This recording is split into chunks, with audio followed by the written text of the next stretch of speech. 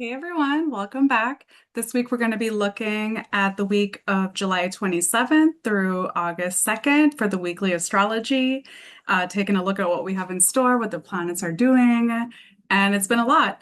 We've been dealing with a lot of crazy planetary energy. We've had a basket aspect where all of the outer planets have been at 4 degrees. We haven't had this happen in our lifetime, so it's a really big deal. Anyone with planets on or around 4 degrees has been getting heavily activated for better and worse. I've seen really beautiful stories and I've seen some really sad, terrible things happening for people. So, it's important that we all be sensitive and be aware that when the astrology is heavy, that people are sensitive. We're all running sensitive, and that if we're seeing someone struggling, it's a really important time to be there for others and send some prayers, send some love, send some light to people. So as we start the week, we have Mercury is out of retrograde. It's still in its retrograde shadow, so we're still dealing with some of that Mercury retrograde energy. Even though Mercury is moving forward, we're covering ground that started on June 13th when Mercury entered its retrograde shadow. And by the week of August 3rd, we will be clearing that retrograde shadow period. But this week, we're still in it. We also have Saturn that's stationed retrograde on Sunday morning. So as we get into Monday, as we start the week, we're feeling that Saturn retrograde energy. When Saturn's turning retrograde, it slows everything down. So it can kind of feel like a grinding, dragging, heavy, lethargic feeling. We could feel like we have the weight of the world on our shoulders. It's a very karmic time. So brace yourselves. A lot of people are being like really hit and really activated. Again, it's just there's been a lot going on. So be gentle with yourself, be gentle with others. Also on Sunday night, we have the nodes of fate changing signs. So for the last 18 months, we've had the nodes of fate in Virgo and Pisces, and now we're into some new energy. We're in for some new lessons. A new part of our charts are being activated with the nodes entering Leo and Aquarius. So I've always found that, at least in my life, this is a big nodal time for me. And the last time that we had the nodes in Leo and Aquarius was from 2006 to 2009, some like around in there because it goes back and forth. But so think back to that time, what was happening in your life. Well, it was 2007 through 2009. So yeah, think back to that time, what was happening for you. And we'll see similar themes coming up. And then we had the nodal reversal from 2017 to a bit of 2019. So that was also a huge time for a lot of people. That was the Great American Eclipse, but this is the reversal energy of that. So yeah, it'll be interesting to see what we have coming up. And as we start this week, we are in eclipse season. We entered eclipse season with the Cancer new moon that we had on July 14th. So we've been in eclipse season. When we're in that eclipse window, we have fate. Fate is in the driver's seat, destiny is in control. We kind of just have to surrender to what's coming into our lives. A lot of times we're being course corrected if we've been on the wrong path. The universe, great spirit, the divine is trying to pluck us out of certain situations and put us on our right track. So it's like, it's not the best time to be like making these like huge decisions. It's kind of a time to sit back and see what fate has in store for you, what destiny has in store for you, and just kind of buckle up and hunker down. It is, like I said, it's an intense time that's not going to stop anytime soon. The rest of the year is pretty intense. The year has been intense so far. I think it's been way more gentle than the past few years personally, but I'm an air fire person in my chart. So all that earth water energy that we were in was tough. So, but the air fire energy is really fast moving. It can be destabilizing.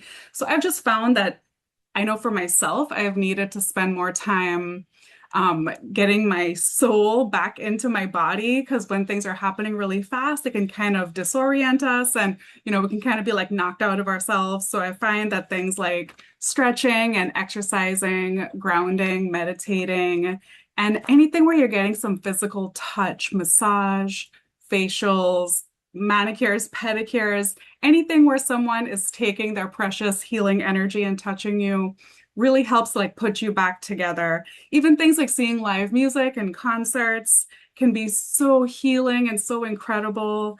I was lucky enough to, I was just on a summer vacation with my family, and I was lucky enough to go with my dad and my sister to see the Rush concert, and it was phenomenal. I didn't know who Rush was. I mean, I heard of the band, I just didn't know their music.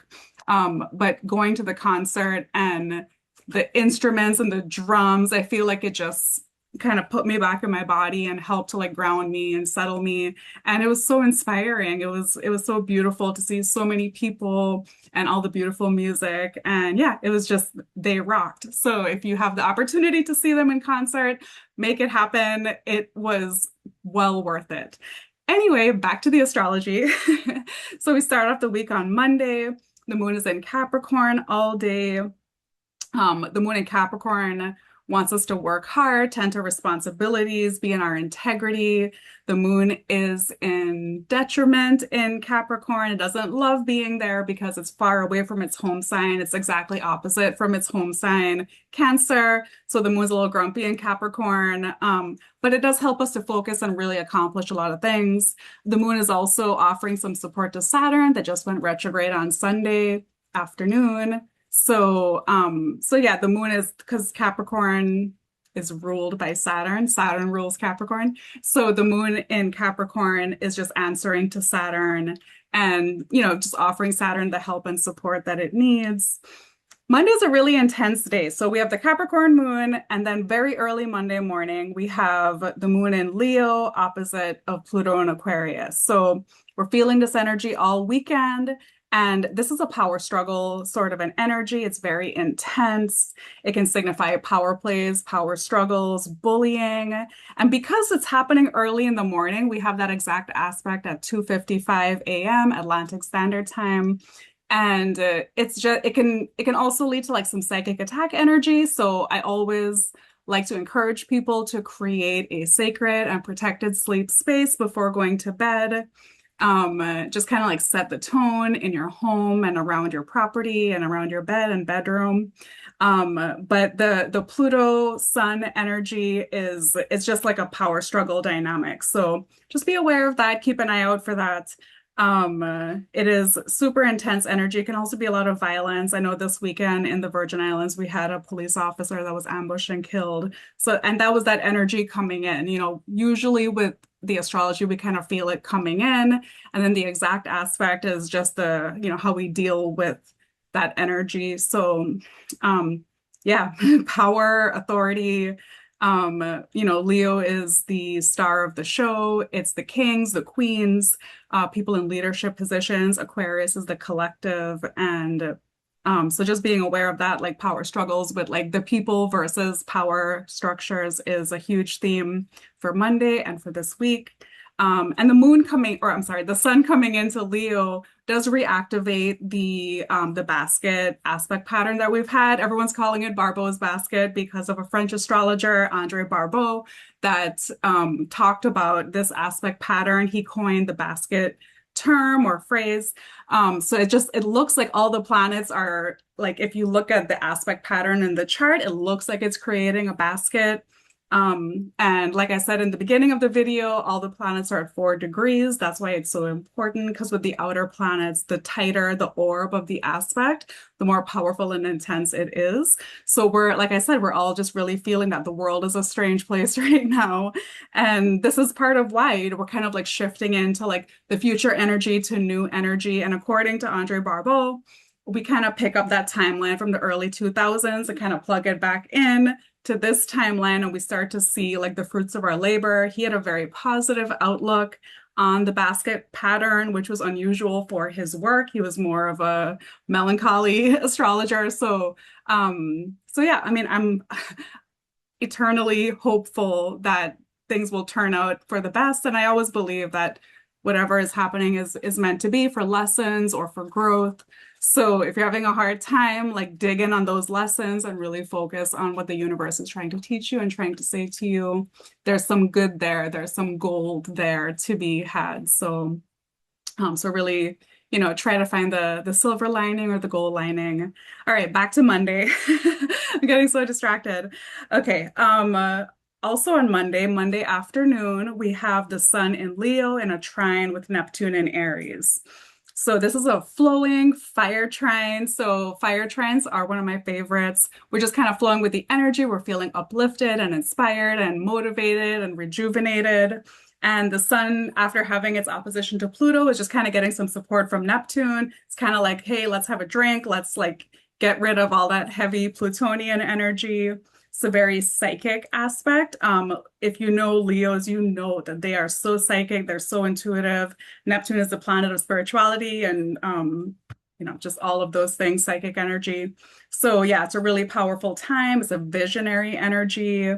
And yeah, pay attention to what comes up because there's important messages coming through for us, and you don't want to miss it because you were like having too many drinks and having too much fun. There's some magic there that's trying to touch your lives. This aspect, the Sun Neptune trine, can also be miracles. So I know I'm hoping for some miracles for some people that I know, and I could use a couple myself. So, but it is a miraculous energy. Anytime Neptune is involved, it's like the angels and the divine is kind of like working to help us get through things, or again, give us some tough lessons so that we can learn and get to the good stuff. So, on Monday evening, we have the Sun in Leo, sextile Uranus in Gemini, another inspirational, supportive, uplifting aspect. We're being asked to think outside of the box, look for good news to come our way, uplifting energy, uplifting information. We're receiving some massive energetic upgrades or downloads right now. So again, pay attention to everything, anything coming through, any like inspirations, messages, psychic downloads, literal messages coming through, like they're important. Today, Monday is a really powerful day. So yeah, just keep your eyes open and stay alert to what the universe is trying to say to you. On Tuesday, the moon is void all day long. We are growing towards the full moon in Aquarius on Wednesday. So Tuesday could be a pretty wacky day. Don't let yourself get carried away. It's a great day to kind of unplug from the outer world, work behind the scenes, clean and organize, make a pile of things to get rid of. Never get rid of things during a void moon because you will inevitably give something away or get rid of something that you needed, but you can collect the things to get rid of, especially if you're having a hard time letting go of certain items. Void moons are amazing for not feeling so emotionally attached to things, so you can pass it along and declutter your home and your space. So on Tuesday morning, the moon goes void at 2:11 a.m. Atlantic Standard Time with a trine to Venus. So it is a gentler void moon, but again, really good for clearing out the closet, clearing out things that you don't need anymore. And then the moon will enter Aquarius at 9:46 p.m. So for the most of the day, the moon is void. As we're going to bed, the moon is in Aquarius. But that night, we're building up to the Aquarius full moon on Wednesday. So sleeplessness can be an issue on Tuesday night. So just be patient with yourself. Go outside, enjoy the beautiful growing full moon, tap into that intense, crazy, inspiring energy. So on Wednesday, we're 2 weeks out from the next solar eclipse. So Wednesday, we have the Aquarius full moon. Happy Aquarius full moon. This full moon is at 6 degrees and 30 minutes of Aquarius.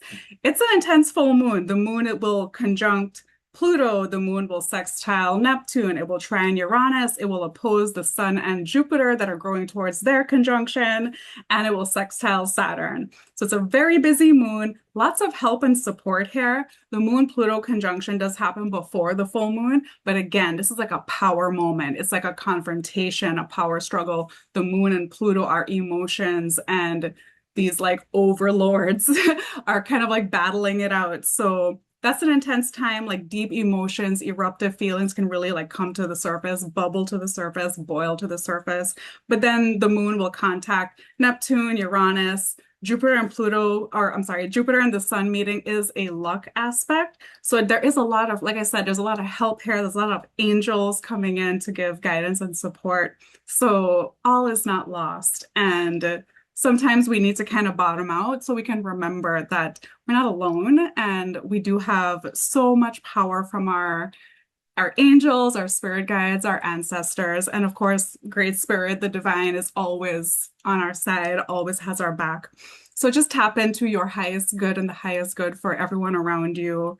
And I just find that that really works to keep me safe, to keep my loved ones safe, and just stay in your integrity. We are still feeling Saturn station retrograde, and when we're messing around, Saturn smacks us with a karmic stick. So and sometimes we're just due for it. Sometimes we just need that kind of like smack upside the head. I am no stranger to them, and a lot of people are getting that at this time. So, like I said, just kind of double down, learn the lessons, get back into your body, refocus. If something isn't working, take a break, reassess, and try again, or maybe move in a different direction. Maybe what you're doing is not suited for you anymore.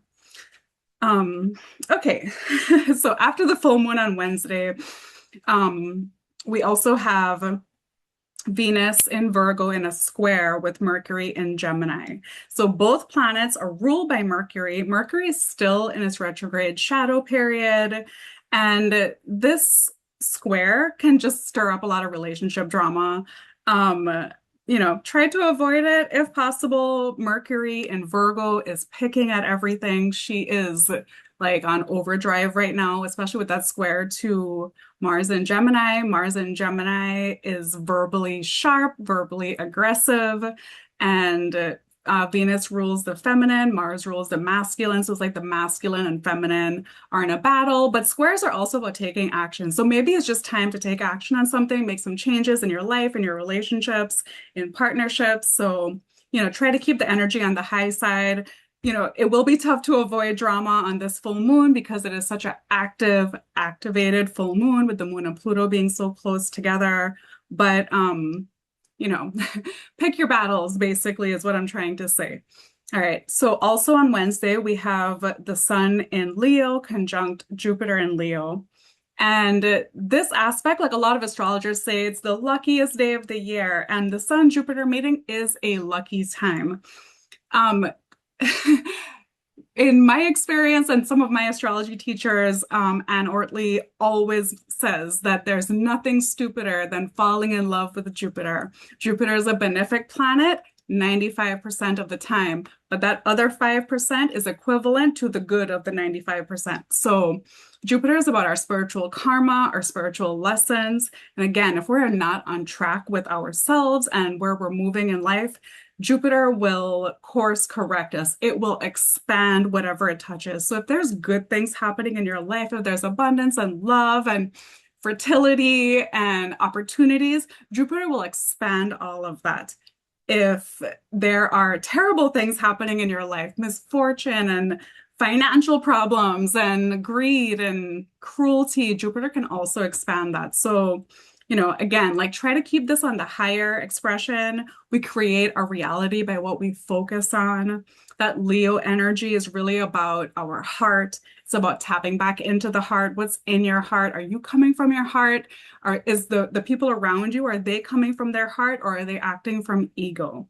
And ego isn't always bad, but if it gets, too big, then we have serious issues. So this conjunction is a rebirth time for Jupiter. Jupiter is in the heart of the sun. Jupiter is Cazimi, and it is not visible anymore as of this conjunction. So, it's a big deal. It's just like a hyper time of energy and like big feelings. So, so just keep the ego in check. And it's a time that I really find that a lot of Leos, like unless they're really out of balance, they're not like crazy egoic. The way that they're framed to be, I find a lot of that Leo energy. It's that they have a strong self-esteem and they act from their heart. So people that are not coming from their heart seem threatened by that or judgmental of that. I love Leo energy. Maybe that's my Leo moon talking, but it's just a beautiful, friendly, uplifting energy. And this is a really good time to just kind of have some fun, kind of cut loose a little bit. If you are feeling lucky, maybe buy a lottery ticket, but just know that if it's not your destiny to win, you will not win. So you can just, just have some fun, just cut loose, have fun. Leo is about it, like childhood energy. Leo rules the fifth house of the chart, which is like fun and friends and play. So get outside, play, go dance in the full moonlight, like whatever it takes to kind of just snap you back into that just fun, playful, childlike state of mind. It's summer, like we have enough heavy energy going on. Like maybe exactly what we need is to go play kickball, go outside, play volleyball, go surfing, or there's no surf right now where we are, but surfing would be great. Whatever you can do to like stay busy and stay active, sweat it out. If you're angry, go do some exercise, work it out. Don't let that energy like sit and settle in the body because that's what creates illness or dis-ease within the body. All right. On Thursday, we're in the full moon hangover energy. The moon continues through Aquarius all day, going void, of course, in the late afternoon and remaining void all night. Especially during void moons, I just like to emphasize, create a sacred sleep space before going to bed. Make sure that you are protected and that your loved ones are protected, your home is protected. Ask the guardian angels to stand guard at the gates of your home. And then on Friday, we have the moon in Pisces. The moon enters Pisces in the morning, is in Pisces all day. Pisces or Friday's a pretty chill day. Late in the afternoon, early evening, we have the moon in Pisces square Uranus in Gemini. That's the only kind of, questionable or tough aspect that we have. That just signifies unexpected news, unexpected events. So we can expect to hear some information about what happened during the full moon to come out now. It can be shocking and surprising, unexpected. That's the nature of Uranus, something we didn't see coming. On Saturday is August 1st. Happy August. It's also the Sabbath or celebration of Lammas, which is the first of the harvest season celebrations. So it's just a time where we celebrate the abundance of the harvest. The wheel of the year is turning again. The days are growing shorter, the nights are growing longer. Right around this time, we kind of start to notice that the sun is setting a little earlier and that the days are shortening, nights are lengthening. And yeah, it's a time for celebration. So we can get outside, honor the power of the sun that is now waning as the sun is moving back towards the south. And it is a sacred time of celebration. We're being grateful to nature for the abundance and then we're also planning for the long winter season. So where I am, we don't really have that problem. But for people in the States and for ancient people, that was a big deal, is planning for a long, cold, dark winter. And it's always good to prepare for, I guess, in the Virgin Islands, we can start preparing for hurricane season, start stocking up on our extra goods and stuff. Hopefully we don't need them. Okay. Also on Saturday, the moon is Pisces all day. The moon continues through Pisces. Only making a trine to Mercury, still in its shadow period, but that's not till late at night. So yeah, we could have just active dreams on Saturday night. On Sunday, we have the moon void, of course, in Pisces early in the morning until the late afternoon. So Sunday is just a day to chill, just relax, unplug from the outer world, spend some time in reflection, sleep in, maybe go to the beach, just have a lazy Sunday. And and we're gonna need to prepare for that. Where is it? We're gonna need to start preparing for the eclipses that we have coming up. We have the Leo solar eclipse on August 12th. So that's a big one. We have a lot happening in the month of August. So yeah, just buckle up, know that we're in eclipse season. During eclipses, fate is in the driver's seat. So it's a time of powerful beginnings, powerful endings. Things are coming into our lives. Things are being taken out of our lives. People are often born during eclipses and die during eclipses. So just be aware of that. Keep an eye on loved ones that are having difficulty with their health. And just trust that the universe is course correcting us. So if someone new is coming in, then welcome it in. But if someone's being removed from our lives, It's destiny has decided that that is what is best for you. Oftentimes, breakups that happen during eclipses are permanent. If you try to make that relationship last, even through the eclipses, like it may last past the eclipses, even if you broke up, but it will be painful. By the end of the eclipse cycle, but over the next 18 months, it's very likely that that relationship will end permanently. That's what eclipses do. They bring things in and they end them permanently. Also, eclipses are not a time for manifestation rituals or any kind of rituals, any kind of like magical doings. Like it's a time to pray and kind of keep your head down. So asking for favors from the universe is really inappropriate during eclipse times because the sun and moon, which are our most steady luminaries, like we can always trust what they're doing, and during eclipses, they short out. They go dark. So it's a time, it opens a portal of energy, and we don't want to charge our manifestations or like charge our crystals or magical tools or whatever you're doing. We don't want to do that stuff during eclipses because you never know what's coming in. It could be some radical, gnarly energy coming in, and then you've charged your favorite crystal with that energy, or you've done like a manifestation ritual for the love of your life under that energy. And that's an eclipse relationship. Those are often very volatile, very intense, and unsettling and dysregulating. So, just really protect yourself. Do the good manifestation stuff when the energy is appropriate. And this is a time, eclipses are always times to just kind of keep your head down. Like I said, pray, meditate, pull back, see what the universe has in store for you, see what's coming your way, and surrender to what's being removed. So, um, happy eclipse season to everyone. I hope you all have a wonderful and safe week. Take good care of yourself, take good care of your people, the people around you, your loved ones. And yeah, I'll see you next week. Bye.